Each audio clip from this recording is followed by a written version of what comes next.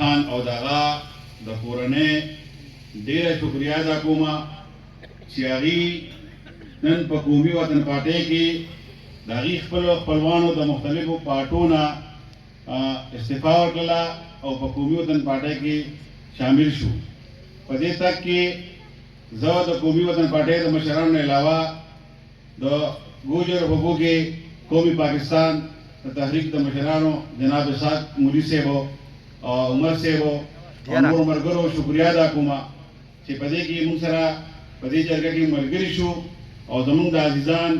زموږ د وینا د موږ سره په دې پارټۍ کې راوسته موږ سره جرګه کړله او موږ سره شامل شو. تاسو د قومي وطن پارټۍ یا مخکې تاریخ ته بلل شم د پاکستان پیپل پارټۍ شیرباو یا د پیپل پارټۍ د وختونه چې دا کوم خاندان په دې وطن کې سیاست کوي په دې وطن کې د خلکو خدمت کوي د هغې خدمات د چا نه پټ نه دي. مخکې سیاست سیکرټري صاحب وویل چې پی ډي اي والے اوس نه لګي نو شل تصویرانو سره وباسي لیکن زه خو د مردان یم هلته کې د یو کلي یم ګجرات زما په علاقه باندې د نن شل کاله 10 کاله مخکې چې د افتاب کم کارونه دي خو زه دلته بیان کوم نو یقیني د دې کارونه په دې صوبه کې خواره دي. خو زه سکندر خان ته یو خواست کوم چې دا نن چې کوم قوم دا نن چې کوم زموږ عزیزان دا نن چې کوم ملګري دا نعیم او دغه کونسلر او دغه ملګري دې پارټۍ کې شامل شو نو زه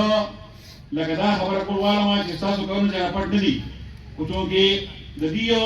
ګیله ده چې زمونږ کوم محنتکش قوم دی او مونږ پکې لږ غریب خلک یو او دا چې یو ځای بل ځای مزدورۍ کوو زمونږ هم څه مسایل دي زمونږ د علاقې هم څه مسایل دي اگر چې دې علاقې تاسو ډېر کارونه کړي دي خو هغه د ګیس په مد کې دي خو د بجلۍ په مد کې دي خو د روزګار په مد کې دي خو زمونږ دا ملګري چې دې دلته ډایرکټ دې پارټۍ نه هېڅ داسې مطالبه نه ده کړې خو دا وایي چې زمونږ دا قوم په چارسده کې خور ور دی دې را غواړي دا نیم غواړي د دا ملګري غواړي د ده ټول ټول غواړي چې دې دا خپل قوم ټول راغونډ کړي او دې پارټۍ سره مکمل شمولیت وکړي او انشاءالله دې ستاسو نه دا امید لري د دې څه مسایل دي لکه څنګه چې تاسو د نورو قومونو د نورو ملګرو مسایل حل کوئ داسې به تاسو دې سره منډه وهئ د دې ستاسو چې کوم ورکران دي د دې علاقې د دې کلي چې دې سره خو دې به ورسره وګپ وګولاړي او هغې به وګپ وګولاړي او دې نعیم ملګري د ده کونسلر صاحب مشران دې ته واده کوي په دې شی باندې تاسو سره ایو دوی په خپله خبره نه کړې خو دې قومي وطن پارټۍ سره خبر دا واده کړي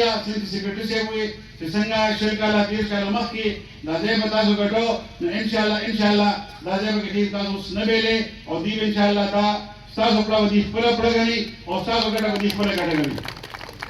او انشاءالله په چارسده کې د چارسدې په ضلع کې به تاسو د دې د خپلو خپلوانو د دې د عزیزانو د دې د قوم نه ملګرو تاسو انشاءالله ډېر ژر نور چې کوم دي شمولیتونه ووینئ او زه په دې ته بیا مبارک شوی یم چې تاسو داسې خلکو ته راغلئ تاسو داسې ګروپ ته راغلئ تاسو داسې ټولګي ته راغلئ چې انشاءالله د دې دا ستاسو د دې بچو د مستقبل ضامن دی. دا پارټي چې کوم دا د دې قوم د پښتون قوم د پښتون ولس د دې ځمکې د دې خور بچو د مستقبل ضامن دی انشاءالله او خدمت مخکې هم کړی دی او بیا هم کړي. ډېره ډېره مننه. السلام علیکم.